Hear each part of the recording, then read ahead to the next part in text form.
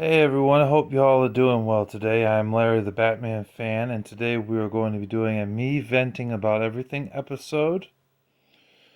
Um, so yeah, me venting about everything episode, as you know, is about anything. It's about any topic. Could be about anything, really. So let's see. Of course, I'm going to start with something gaming related. I am going to eventually get to these questions that have been asked. My brother came up with two questions that he wanted to ask for the video. John Weston was a participant in this, and so was Zachary. And I also got a question or two from Noah, so that helps out a bit.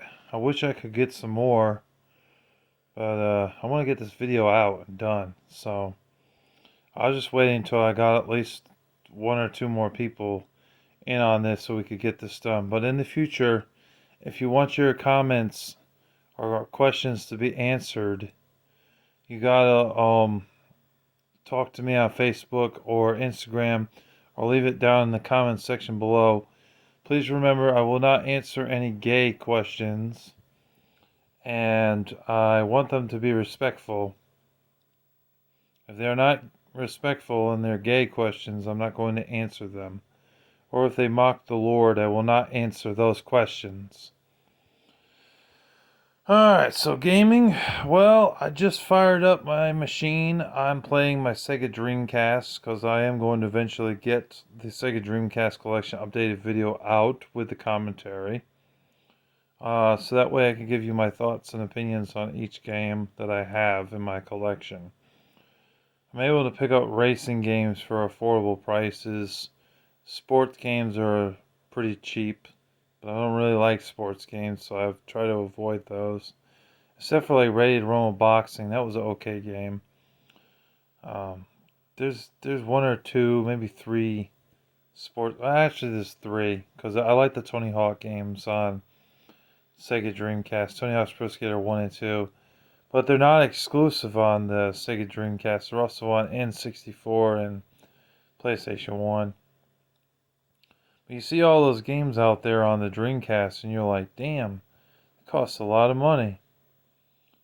You're like, why does it cost so much money for Sega Dreamcast and Sega Saturn games? That's mainly because they weren't around that long, and I guess there's a lot of collectors out there that want this stuff, so that's why they've gone up in price. But, at 35 titles in my Sega Dreamcast collection, I'd say that isn't terrible. That's doable for what I have.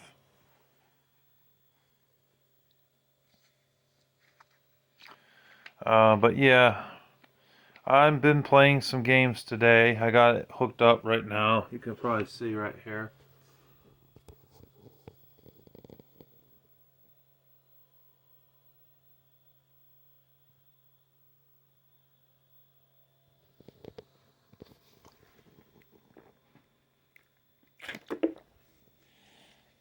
I've been playing TNA Hardcore Heat. You know, seems like a decent racing game. I heard it was based on a TV show back in the late 90s. Never really watched it though.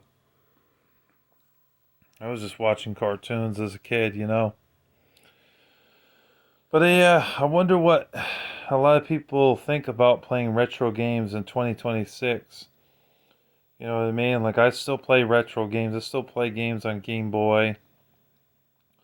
I still play games all the way back to the Atari. I play it all on this channel. If you're subscribed to me, you pretty much know I play Atari. I play NES, Sega Genesis, Super Nintendo, N64, Sega Dreamcast, Sega Saturn. I play it all, you know. And I do enjoy my share of movies too. So I even have a Nintendo Switch that I play regularly. And I got the Pro controller because I was tired of the connection dropping in the controller that I got with the system. I can keep the Joy Cons plugged into the system and just use that Pro controller now, so I don't have to worry about those damn Joy-Cons always dying on me and not being able to play the fucking game. Because don't you hate that shit? Like, you're playing the game, you're playing Super Mario All Stars, or excuse me, Mario Kart 8 Deluxe, or Risk of Rain 2, or Super Mario Odyssey, or let's say Zelda Breath of the Wild, or Zelda Tears of the Kingdom, and then all of a sudden it stops because the battery died in the thing, and then you have to plug it into the machine. You got to put the thing that goes into the machine. You got to make sure it's in there correctly, and then just leave it there for the rest of the day. So that way you get a full battery the next day. And the thing is, I work full time, so I don't have the time to play video games as often. When I get a day off and I'm feeling good, I'm not feeling really tired and groggy, I'll actually sit down and play a game. But working full time, 40 hours a week really takes a toll on you. Because some days I'm just like, I'm fucking tired. I don't want to play games. I just want to watch a movie or TV. And other times I sit down, I'm like, yeah, I want a game, man. I want to get my game on. Drink me some Monster or Red Bull. Well, not Red Bull. I hate Red Bull. Amp, I mean. That's what I meant to say. Amp or NOS. And just play some video games. You know what I mean? And yeah, it's a fun time. But that's what games are. They're supposed to be fun. They're supposed to take up your time. But it's just annoying that the connection would drop and then I have to recharge the damn thing. It's like the Sega Game Gear. The Sega Game Gear's battery life was terrible. It was like 4 hours or something, 5 hours, and then that thing would die. I don't have that handheld anymore. But when I did, I just remember that you need to say screw those batteries and buy like an actual charger that was with the machine. It was sold separately because if you put 6 batteries in it, be sure to die. The battery in it, I mean, will die a lot, and then you have to replace them. Or you could buy one of those rechargeable battery machines that you plug into the wall, and then you take the 6 batteries out and you put it in that thing, and then you recharge it for like 4 or 5 hours. But even then, the battery life in that thing would die quickly too. Well, that's the same thing with the Nintendo Switch. The battery life dies in that thing. Because you could play that thing on the go, or you could play it in dock mode where it's, or is that correct? Dock mode or the other mode where you stick it in the machine. So just to avoid that crap, I got myself a Pro controller, and it's the Mario Kart edition, which is nice because they have all those different edition controllers, and I like the price of the Mario one, so and it's a nice design controller. It works for me, so that's why I got it. So, I've been thinking about getting Mario Kart 8 though. I really have, but if I get it on the Switch, hoping to get it for like $30 or something cheap. I know that game I had once in my collection. I don't currently own it. But I've already shown off my updated Nintendo Switch collection. Be sure to check that out. If you guys haven't seen that video already, it is still up on my channel. It's been like, I think 6, 7, 8 months since I released it. I forgot. I know it's been a while. Sorry, my head's itchy. But yeah. Oh, a lot of memories. A lot of gaming memories for sure. I grew up with the NES, and then I've just became a collector over the years, collecting various games. But the last system that I collect for is PS5 and Nintendo Switch. I'm not getting any of the newer systems because I don't like all this trend we're going with $80 games, $70 games, and all the games having broken gameplay, broken glitches or glitches in the game, and all this shit that's going on that I'm just not cool with. You know what I mean? I'm just like, nah, I don't want that. I want games to be physical I like the physical media. I like to be able to pop the game in and play it, not pop the game in and sit there for an hour, wait for the game to load in the machine. Because, like, we come a long way with technology, graphics and games looking great, games playing fine, with the graphics and shit. And the gameplay is fun, but glitches in games is not fun, and having to sit there and install a game into the machine is annoying. Older games didn't need to do that. PS2, you go back to a PS2, you pop the game into the system, you were playing it in a matter of like minutes, like 3 minutes or less. Of course, you had to wait for the screen to boot up with all the video game company names that would appear on it, but you get to the game. Unlike today, where you pop it in and you gotta install it in the machine, it has to go through an update, which is bullcrap in my opinion. Why the hell do they need to do that, honestly? It doesn't make a lot of sense to me why that has to happen. Oh, let's see. Something not gaming related. Well, let's see. As you know, I'm a big fan of Batman. A lot of people have been asking me why I consider Batman one of the greatest superheroes of all time. I consider him the greatest superhero of all time for DC. Um, and by the way, I don't like very many DC superheroes. If you didn't know that, I really don't. There's a few that are good. Firestorm's decent. The Flash is pretty cool, and Green Lantern's cool, and also Green Arrow. Green Arrow's badass. Yeah, and I like the Shadow. The Shadow's cool too. And Robin, Nightwing, Batgirl—they're all good. Batgirl being one of the only female superheroes that I like for DC. I think she might be the only one because Wonder Woman fucking sucks. You know, I know people are gonna hate me for saying that, but Wonder Woman sucks, and so does Firestar. She's basically a shitty version of um, Starfire from the Teen Titans, who was better than Firestar in my opinion. Batman's the greatest superhero because he is the only superhero that I know of that was trained as a martial artist, who wasn't supposed to be a superhero, but became a superhero because of his parents' death. That's the reason why he's awesome. He can kick anyone's ass. He's fought against ninjas in comic books. There was a comic book from 1988 or 1989 called The Wall. He fought a whole bunch of ninjas and he whooped their asses. You know what I mean? Like, there's just so much that Batman can do. And the thing is, he's human too.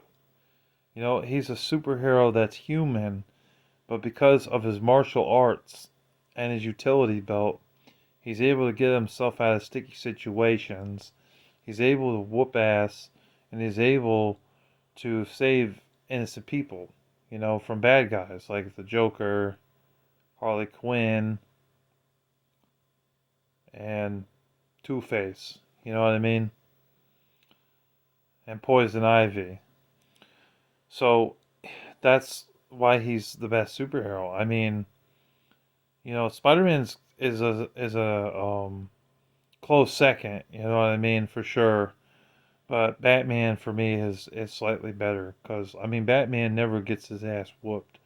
Spider-Man gets his ass whooped, but then he comes back and he wins in the end. I mean, if you watch the Spider-Man movies, the first encounter he had with Green Goblin, he got his butt kicked. I gotta say butt. Keep this PG. Yeah, he got his butt kicked. It was several times where he got his butt kicked, but he comes back and he wins later on. When he was in a wrestling match, in the beginning of the match in the first movie, he was getting beat up by Bonesaw. He really was. But he somehow managed to come back and win. Honestly, I thought in that particular scene they could have drawn it out a little bit more. I feel like they should have added a few more moves in there. Like maybe Spider-Man could have thrown his fist, because from what I recall, he didn't throw one single punch in that particular scene of that movie. He got up on the top of the cage area there. The guy's like, "What are you doing up there?" "I'm staying away from you. That's a cute outfit. Did your mother give that to you or something? Or did your husband give that to you?" It says something like that. And then when he jumped down, he was like right behind him, and he got hit in the head with the chair a couple of times. So he only was able to fight back with his kick. He was on the ground and he was kicking him in the face multiple times. And Spider-Man's got that super strength in him, so with his kick was like one kick is like a huge like dent in someone's face. Like imagine their face normal like this, but it's like dented in from that kick because it's a very powerful ass kick. You know what I mean? Excuse me a second.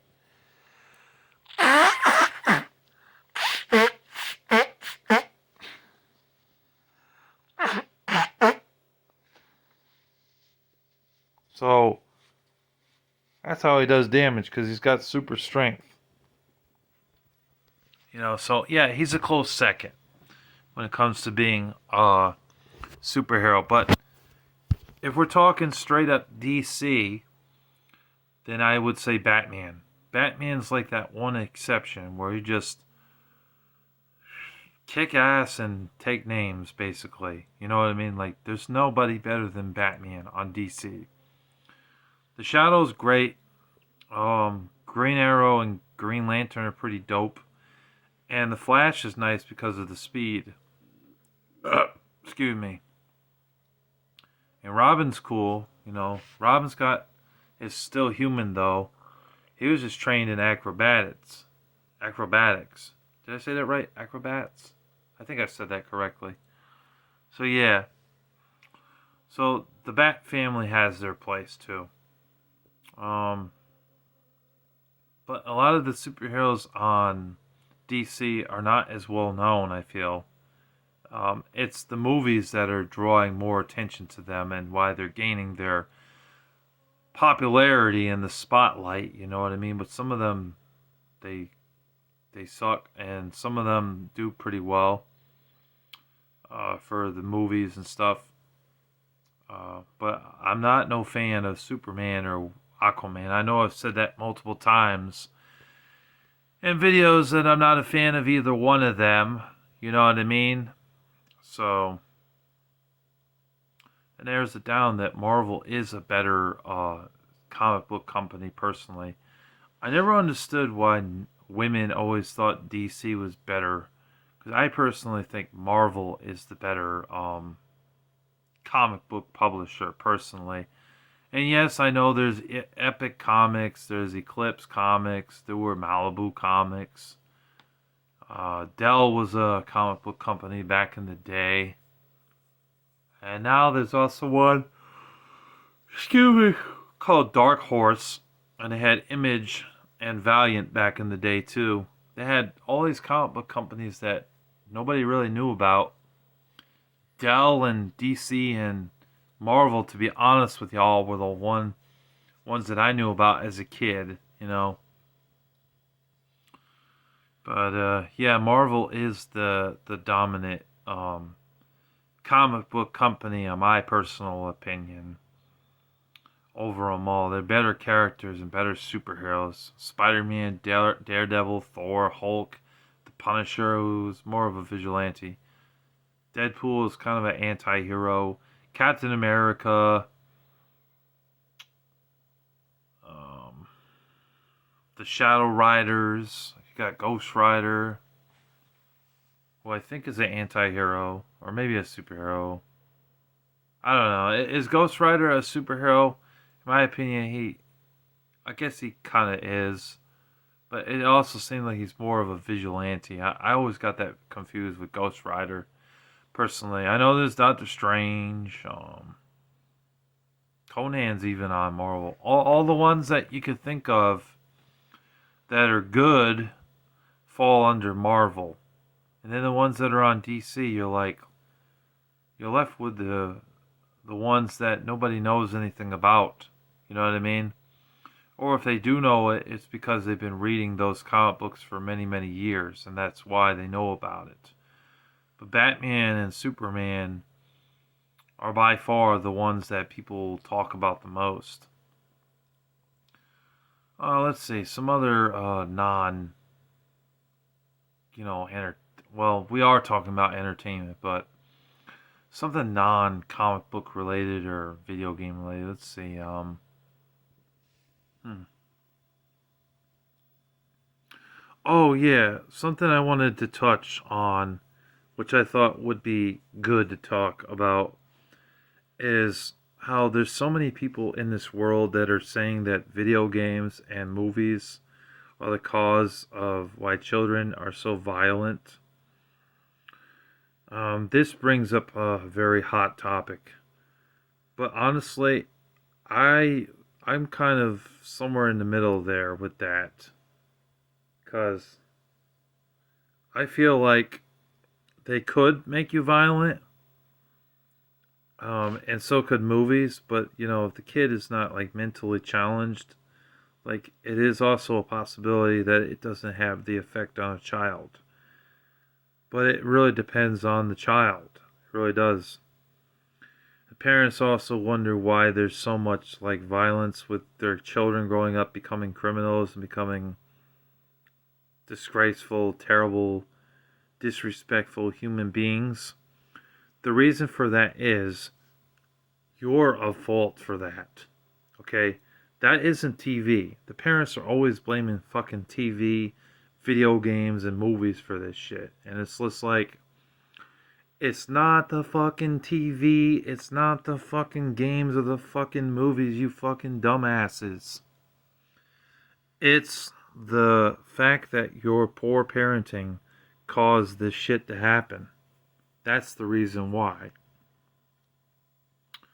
They say, "Oh, my little Timmy, he's like 14 years old. He doesn't listen to me. He's disrespectful. He cusses and swears, and he pees on people, and he does things that is not good."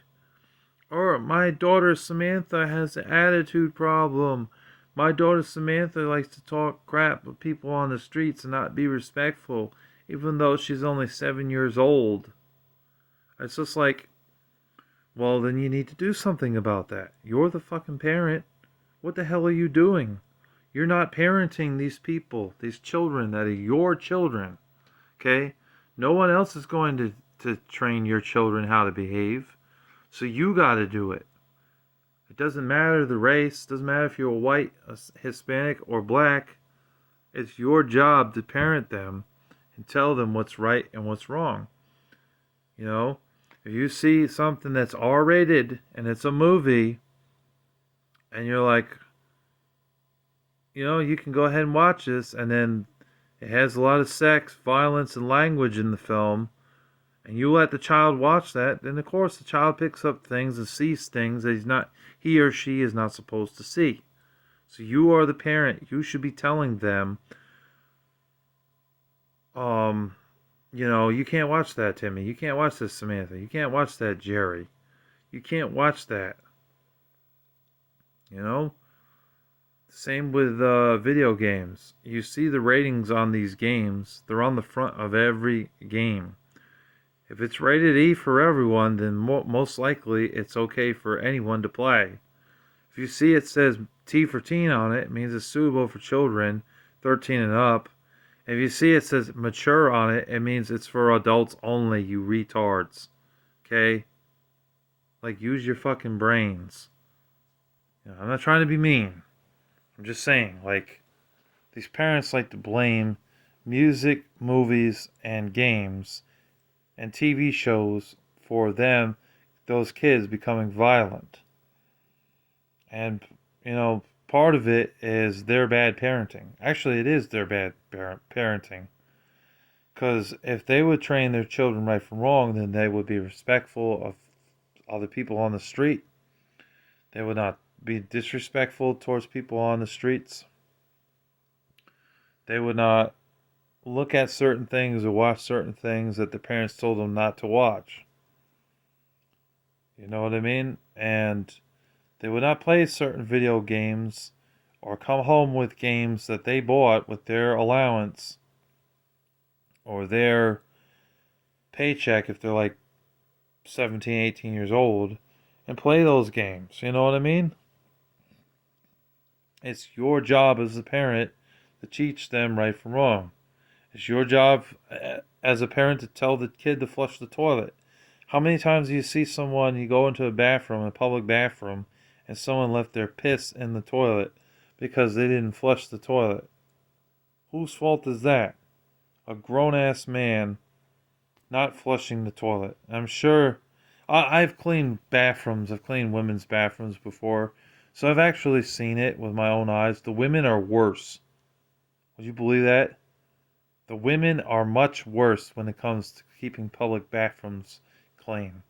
They do a lousy job at trying to keep bathrooms clean.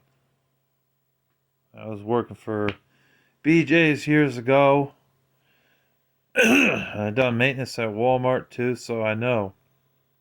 It was disgusting. Thank God I had gloves, otherwise I wouldn't have been touching that stuff. It was just pathetic how disgusting these people are. But then again, if I didn't clean it, I wouldn't have had a job. So it definitely has its place. So it's because of pigs that people have jobs. Because if they weren't pigs, there would be no need to give people jobs for that particular job. Maintenance jobs. Oh, let's see. What else can I say? I know we gotta get into these questions, but has anybody ever tried Propel? I think it's really good water. And it's a healthier substitute than soda and energy drinks. I've been cutting back on drinking soda and energy drinks because I've lost 2 teeth because of that. I believe because of all of the sugar intake, I lost them. Last one right here. I don't know if y'all can see that under this lighting. And I lost one way in the back here, which is dreadful. So, but Propel's nice. You need something sweet. It's just water with flavor. You know what I mean? I think the grape one's the best one. I actually gave one to Asamani a month ago. He didn't really like it though, but I think it's good. I enjoy it. The strawberry kiwi one's pretty good too. I do enjoy that one as well. That's a nice water beverage. And I've heard that these things have electrolytes in them too. Yeah, it says right on there. Gatorade electrolytes.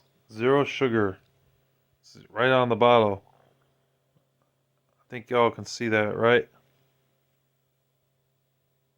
Yeah. So, pretty cool to have those and drink those up. I'm not drinking them excessively, but I'm drinking them to where I can enjoy them. And they're good. Let's see. I'm trying to think of one more thing to talk about before we get to these questions. All these games staring at me at the wall. Um, Anybody going back to playing the original Xbox? That I'm curious about. The very first one from 2001, because I've been playing some of that too. I recently got Metal Dungeon for Christmas, which I never owned before, and I've been playing that a little bit. It's an RPG game. There's not a ton of RPG games on the original Xbox. It seemed like it was overshadowed by like racing, sports games, a couple fighting games here and there. And then like the first party titles like Halo 1 and 2 and Brute Force was another one that was a first party title for its time. Jade Empire. Lots of great ones on the system, to be honest with you. The Star Wars Knights of the Old Republic ones, 1 and 2, which I know were also available on the PC, which I own the PC versions. But I don't have a PC to play them right now, so my PC games just sit on my shelf without being played. It's easy to play games on a handheld or actual console because you got the controller in your hand versus the PC. You're playing with a keyboard and mouse. You know what I mean? Although I did hear that you could hook up an Xbox Series X or a PS5 controller to the computers these days, so excuse me, you can play it that way. You know what I mean? So, which is pretty cool. It's nice for the technology's sake, to have that. Yeah, some of the best Xbox original games is definitely Halo 2, Halo 1, Half-Life 2, Jade Empire, Star Wars The Knights of the Old Republic 1 and 2. I do like Crazy Taxi 3. That's fun. High Rollers, that was the full title name. Crazy Taxi 3 High Rollers. Aeon Flux is good for a licensed game. That's fun. I know that's on PS2 as well, but it was fun. Oh, yeah. Oddworld Munch's Odyssey. I had to look at my shelf here. Of course, Grand Theft Auto 3 and Grand Theft Auto Vice City and San Andreas on Xbox. They actually look better on Xbox, surprisingly, than the PS2 versions. They look a bit cleaner, a lot clearer, you know. Especially San Andreas. If you seen a side-by-side comparison, you'd see that the graphics are slightly better. Burnout 3, Takedown on Xbox was a lot of fun too. Um, the Siberia games, which I don't own those, but I've heard those are good. Oh, what's another one? 25 to Life. I recently added a game called Cell Damage, which is pretty cool.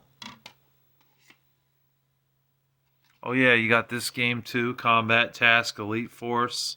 That's a good shooter, good shooting game. I gotta put that back in the case. Oh, oh yeah, I added this recently because I wanted some racing games. Got this, pretty good game, overall.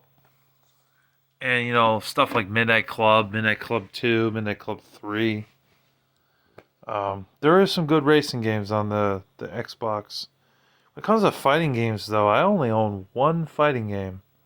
Dead or Alive 3, that's the only one I own. But I know I played Soul Calibur 2 on the original Xbox. That had the Spawn. The comic book character Spawn was in there, you know, which was pretty cool. I'm trying to think of some other ones. PsyOps, Mindgate Conspiracy. That's a good third-person shooter game. Only thing is it kind of goes against my religion because of the supernatural stuff that's going on in the game. So that's why I never picked it up. But that is a good game on the PS2 and Xbox. Um, you had the Serious Sam games. There were like 3 of them on the original Xbox, if I'm not mistaken. And Ridge Racing Evolution, which is one of the cheapest games you could buy on the original Xbox. It's only like $5. I mean, you can't go wrong for $5. If you're looking to get into some collecting of the original Xbox, that's something I recommend. These are some of the titles I recommend. Also, get Fable, The Lost Chapters, and get Jade Empire. You won't regret it. Also, get Dreamfall. Dreamfall is a great game on the original Xbox. I love that game. It's an adventure game, but it is damn good. And the graphics, they still hold up to this day. Even though that game came out in 2006, the graphics still do hold up. And that game's over 20 years old now.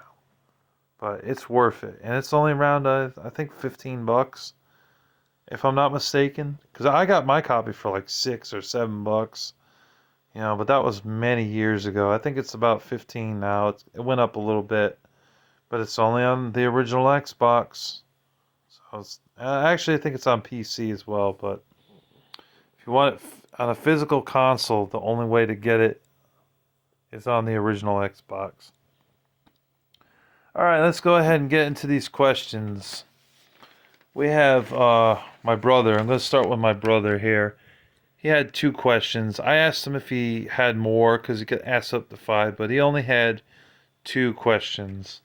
The first question is, if you could travel anywhere in the world, where would you go? Honestly, that's a tough decision, honestly, but I would like to see California. I never saw California. Be kind of cool to meet OGP in real life, see how he is. I'm sure he'd have some time to hang out. As long as he respects my religious wishes and doesn't cuss God, then we'd be cool, you know. He isn't trying to get me to go to anything abhorrent for movies, um, or go to these strip clubs. I try to avoid those. I stay away from those places because I'm a born again Christian, so I stay away from things like that. Try to avoid it completely. Keep it free from my mind if I can, because it's very damaging. But anyways, back to the question. The question is, if you could go travel anywhere in the world, where would you go? I'd say California, but I'd also like to see the Philippines because my girlfriend is in the Philippines currently, so it'd be nice to travel to the Philippines to see how that is, but that's a lot of money. I'd have to get a passport to go there, and then I'd have to have some money to travel there. Plus, I have to pay for the plane tickets to get there, ticket there, and a ticket to get back home. So it'd be like a vacation there for like a week or so, maybe a week and a half, and then leave. But honestly, there's a lot of water in the Philippines. Like they're surrounded by water everywhere, and I just don't see that a place that I would want to live. I wouldn't want to live there, but I wouldn't mind vacationing there. That would be kind of cool to vacation there, see how that is. So hopefully that answers your question, bro. Your second question is, if you could live anywhere in the world, where would it be? Okay, so one is, if you could travel anywhere in the world, where would you go? And then the other one is, if you could live anywhere. Oh man, I don't know. That's a tough one. I mean, Florida was pretty cool, but Florida is a tourist trap, you know. Hmm. Definitely don't want to stay here the rest of my life. Um, I don't know. I've never been to Arizona. I wonder what it would be like to live in Arizona. I've heard it's hot over there, but it'd be kind of cool to see Arizona. Maybe live there, or maybe live somewhere like where it's warmer, because here it gets dick blisteringly cold. You know what I mean? Nobody in their right mind, if they're smart, wants to live in a place where 80% of the time it's snow and rain and sleet and hail and it's just shitty weather all the time. You know what I mean? Like, nobody wants that. I mean, there might be a few people out there that do, but I personally would rather live somewhere where it's nice and sunny and warm. Probably South Carolina. South Carolina, I mean, at least it's warm there, you know what I mean? You can go outside wearing shorts if you're not working. And, everything's groovy, you know? That'd be nice. So hopefully that answers your question, bro. Now we're moving on to John Weston, and he had 6 questions to ask me. It's normally just supposed to be 5 at the most, but I wanted a gaming question thrown in here, and he was willing to oblige, so I'm going to answer all of his questions. See, on paper. None of this I'm reading off of a laptop or anything like that. Nothing like that. I wrote these down so I wouldn't forget. So the first question is, why do you think that Robert changed his YouTube name to TG Venom Defender? Do you feel he defends wicked people? Well, to answer your question there, John, Robert is a cyberbully and he doesn't care about people. He wants people to join his panel because he wants the attention. He is hell bent on chaos and loves attention. You know what I mean? And he likes to target people like me. Zach G was another one he targeted a lot. Brian Delivers he targeted for quite a while. And there were many other cats that he's targeted in the past because he didn't like them. If it's someone that he actually likes, he never targets them. He is a piece of shit. He's a terrible YouTuber. I honestly don't know why YouTube tolerates him. You know, and the fact that he's going to these desperate measures, creating other YouTube channels, just shows that he's pathetic. He can't reach 1,000 subscribers or 2,000 subscribers. You know what I mean? He will never get there unless they have more people who just like defending someone that cyberbullies people and talk shit. You know, and that's what he does. He cyberbullies people, he talks shit, he says things that isn't true, and he tries to brainwash people into thinking that what he's saying is true when it's really just bullshit. He changed his name probably because he's a fan of TG Venom's work.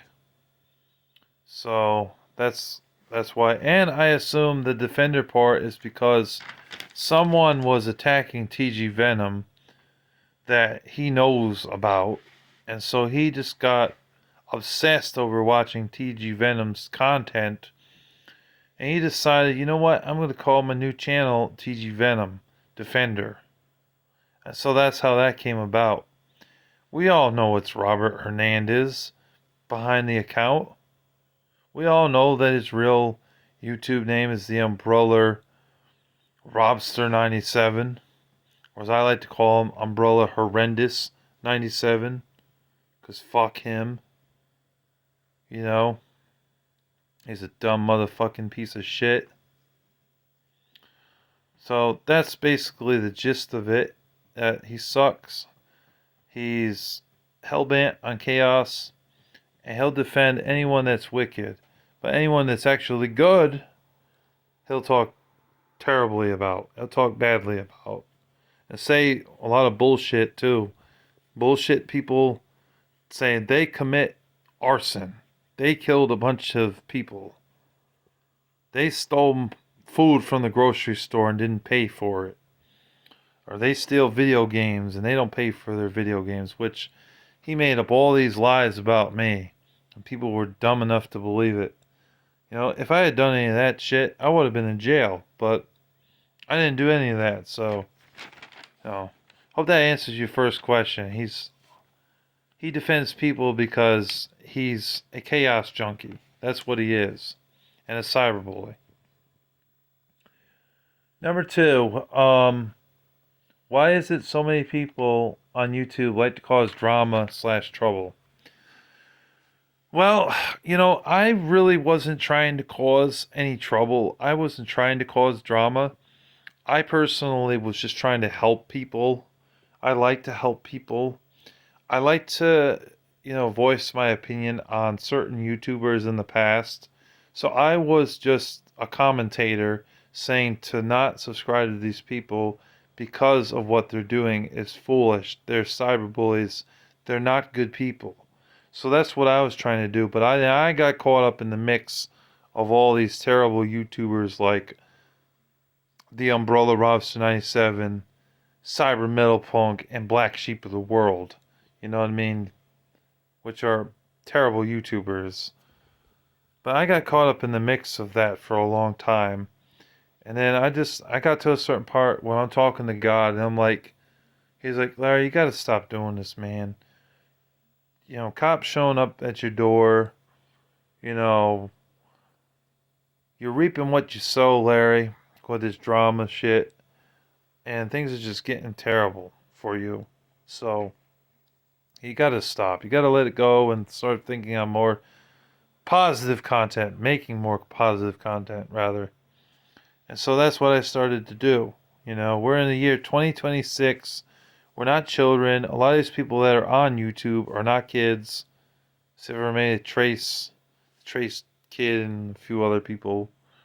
Most people are 20 years old and up. You know what I mean? Making YouTube videos. Grown ass men and women.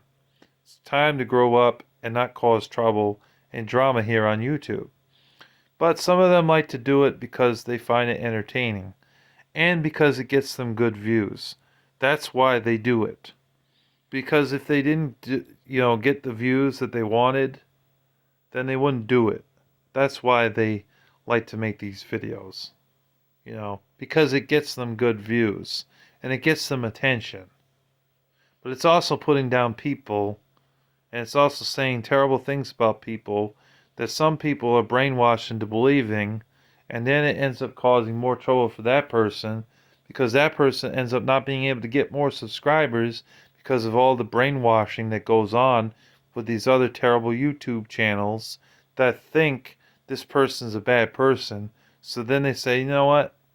Fuck them. I don't want to subscribe to them. And that's where the brainwashing comes in. That's where the problems come from this sort of thing. But, we don't have control over these people that cause drama. They have control over it. We do not. All we can do is pray for them and hope that God changes them. That's the best way I could answer that question, John. Number 3, why is it so many people... Oh wait, I already answered that one. Sorry. That's actually question 2, sorry. Number 3, how do you think YouTube would be a better and safer place? If so, how? It'd be a safer place if people would stop trying to dox people's addresses, because we know the Umbrella Rasta 97 likes to dox people's addresses, and so does Jay Margera and some other people. Which is not good. That's not safe. Doxing is very dangerous. That's a harmful and dangerous act, which goes against YouTube policies, which YouTube should be doing something about. There should be no bullying or cyberbullying whatsoever on here. If that was so, those people were banned from YouTube completely. Excuse me. Then I feel like YouTube would be a lot safer. Without the cyberbullies, without the doxers, and without the trolls, then we would be a lot safer. But even on other social media platforms like Facebook, Instagram, and Twitter, you still got to be careful with what sort of content you put out there and what sort of things you type away on a Facebook timeline, because it can be used against you when it comes to work. Because if work finds out you have a Facebook, they monitor you 24/7. Same thing with YouTube, Twitter, Discord, Snapchat, and all those other social medias. You know what I mean? So you gotta really, really, if it's something really sexual or something really bad, just don't say it. You know what I mean? Apply the rule of thumb, like Thumper said in the movie Bambi. If you can't say anything nice, don't say anything at all. Alright, next question. Number 4, if you could change anything about social media, what would you change? You know, I would make sure that there was less cyberbullies out there. I'd make sure that there was less trolls. Make sure that the accounts are actually real and they're not fake. Because anybody can create a Facebook. Does not necessarily mean that their picture of themselves is real and authentic. They say, oh, I'm real. I'm a real person. But really, they're just trying to get money out of you. Or they're trying to manipulate you. And they're not really who they say they are. That's why you got to be so careful. So I would change that. What else would I change? I don't necessarily like the layout of Facebook's new friends list that they have. They're all in these circles now. I liked it when they had the square square circles where you could click on the person's name and then start chatting with them. I thought that was a better layout than what they have now. Although on Instagram, I don't really notice much of this difference because I just message people on there and check out videos. I don't really type anything away on Instagram, But on Facebook, I have noticed that slight change. I've also noticed that Facebook took away the games app where you could play like Candy Crush and Panda Pop and things like that. What happened to that? Why did they take that away? Why did they take away Scrabble and Blackjack and stuff like that? Why? They should bring that back too, because that was fun. It was fun playing Blackjack on YouTube, and now I can't do that. So, those are a few things that I would change personally. Number 5. Who do you think is the greatest YouTuber of all time? I don't know the Angry Video Game Nerd personally, but I think he's a great YouTuber. Teddy Ruxpin I know a little bit more about because I've chatted with him before. His real name's Jeremy, but Teddy Ruxpin's he's a good bear. He makes good content. But I'm more inclined to say out of all of them, because I know him better than others, would probably be Booger Boy Meister. I mean, Booger Boy Meister was the reason why I started YouTube to begin with. If it hadn't been for Booger Boy Meister, I probably wouldn't be a YouTuber. I probably wouldn't be doing this right now, talking to you in this camera here, making a video. It's all because of Booger Boy Meister. I mean, the Angry Video Game Nerd was part of it, and so was Teddy Ruxpin, and some other YouTubers that I saw over the years, back in like 2008, 2009, 2010, 2011, around that time. But Booger Boy Meister really inspired me to do this, to make videos about gaming, because he was doing gaming related stuff for a long period of time. And now it's nice to see that he came back a year ago and he's actually making more videos. I don't necessarily agree with the whole witchcraft stuff, that I'm not really okay with, but I am not Booger Boy Meister. I am my own self. I'm Larry the Batman fan, you know what I mean? But I do enjoy listening to him. I do enjoy his live streams. He makes great content on YouTube. He's a really good YouTuber that I've known ever since like 2008 or 2009. He talks about movies. You know, I think he's a good guy. You know, he's a little bit older than me. I think he's 38 years old, so he's a little bit older. I'm 33, so he was born in the late 80s. But yeah, he's a good guy, and he's the greatest YouTuber of all time, in my opinion. You know, he's easy to ask questions. He'll answer your questions. You know, as long as they're not disrespectful. But I'm the same way. So, yeah, he's a great YouTuber. He's the best one, in my opinion. And number 6, because I told him, look, dude, these are all nice questions, but what about something gaming? Come on, man. This is the reason why I have a channel. So he helped me out with this 6th question. I allowed it to be in here, even though it's supposed to be 5 questions. But the 6th question is, what's your opinion on the Forza games? I played the first Forza game on the original Xbox, and I really didn't care for it. I tried to get into it. I just didn't like it. It was more simulated. And then I tried Forza Motorsport 4 on Xbox 360. I played the second one too, because I may have the second one with the Marvel Ultimate Alliance. And I didn't care for either one. And then I played Forza Motorsport 5 on Xbox One. There was a guy at the pawn shop years ago saying, this game sucks, man. It's not really that great. Excuse me. I still bought it, though. I still paid $15 for it, or $20. And I didn't like it. But I didn't listen to him. Because I saw the graphics and everything. I was like, oh, this game looks amazing. It looks like a lot of fun. Um, but I didn't really care for it. I know there was the Horizon series too, but I played, I think, one of them. I played the second one, and there was a certain part in that game where I got to where it said you need to buy this upgrade in order to progress in the game. I'm like, what the fuck? I paid $30 for a new upgrade on my car. Like, that's bullshit. You know what I mean? Like, that's. Oh.